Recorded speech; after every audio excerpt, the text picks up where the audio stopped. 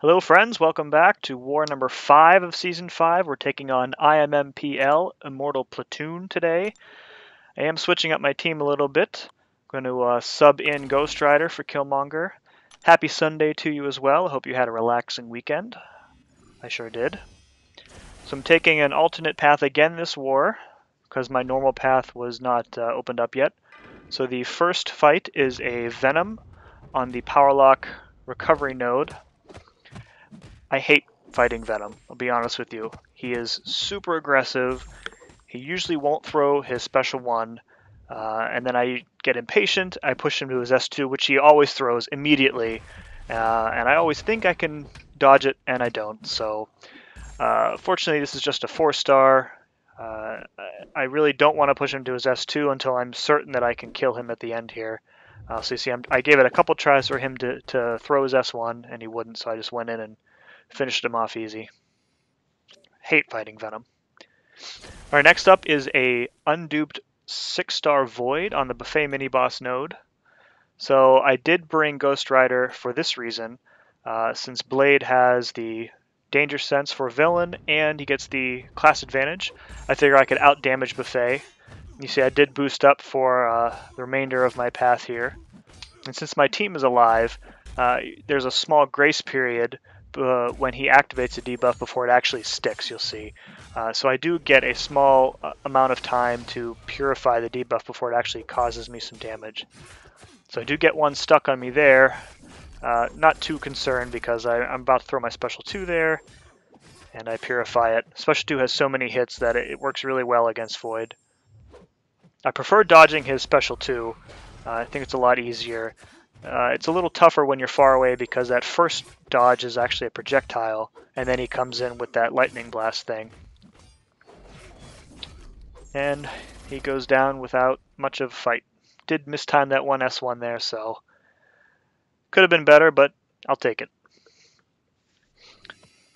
Next up is the Armor Up Diversity node. This is actually a 6-star Proxima. Really love Proxima. I love her animations. I love that little creepy head nod on the character select screen.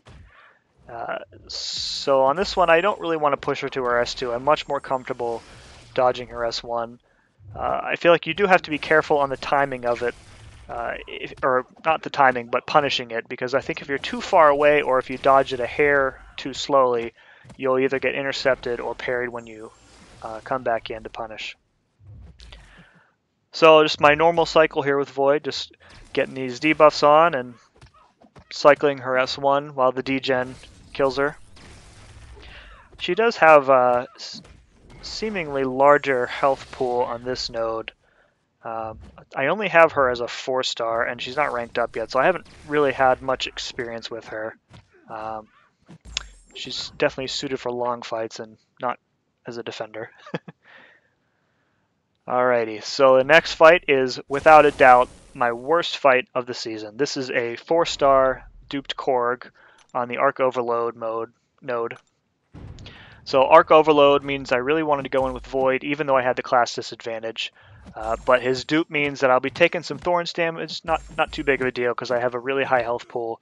But he's also going to be shrugging off my parries, as you just saw, and he's going to be shrugging off my Intimidating Presence debuffs.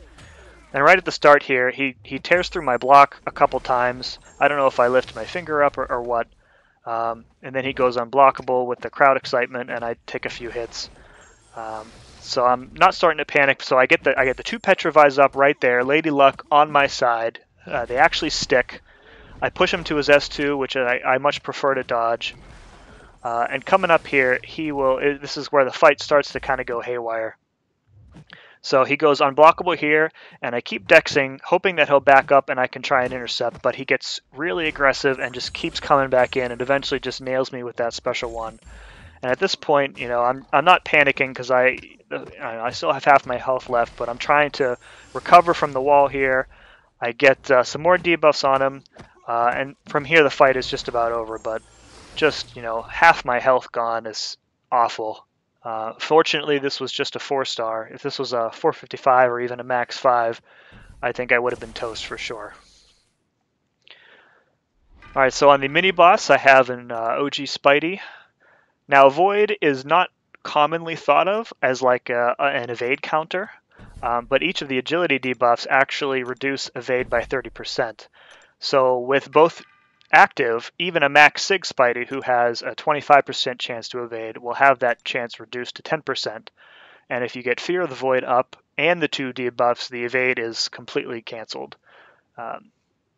So when I fight evade champs, before the debuffs are active anyway, you can either hit during stun, which really makes for a long fight because all the people at this level have max limber, or you can just do a medium and then 3 lights and back off immediately when you see the evade.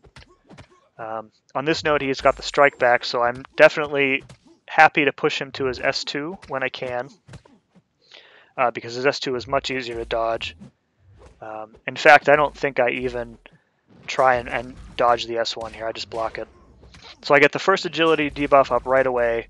Oh, and then the second one comes up. So this is, best case scenario.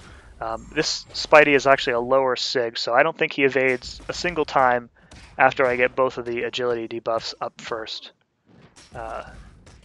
So I'm really I don't mind taking the block damage here with the high health pool. Just keep wailing on him with a special 1, get that degen active, and he's just going to go down like a sack of bricks. So pretty good fight, much better than that stinking Korg. And now for some bonus action. My alliance mates asked me to take first try at the boss, which is a MODOK. So no Sparky on my team, so I'm going to go in with Danger Sense, but without that extra oomph.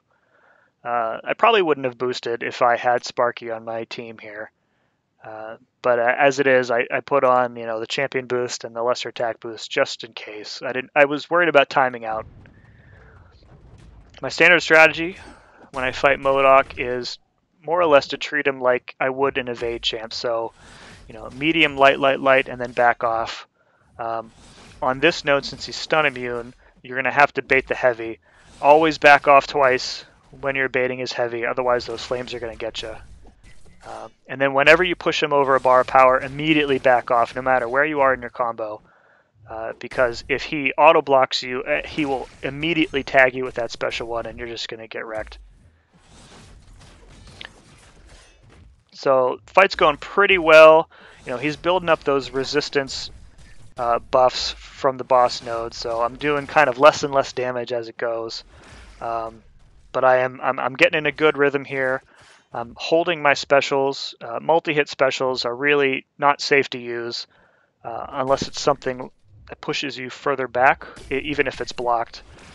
Worst case would be, I fire the special 2, he auto blocks, and I'm ended up right close to him, and then he tags me again. So I think I hold it until my special 3 here. Special 3 does a nice chunk of damage. The downside, of course, is that the animation wastes a little bit more time than I might otherwise have liked. So at this point, time is about half up, and he's about half dead. My health is in good position. I feel like the fight is going really well. I'm not getting distracted by my notifications. Shout out to the Alliance guys who were messaging me while I was in the fight. Sometimes I have trouble with his S1 because it has 3 hit events on it, but I'll dodge it and I'll get 3 dexterities listed there, and I'll still get tagged. So it's almost like it's got 4 hits sometimes. I don't know.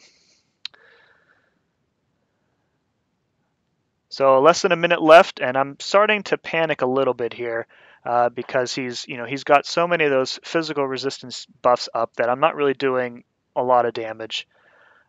So he's, I got tagged there with the S1.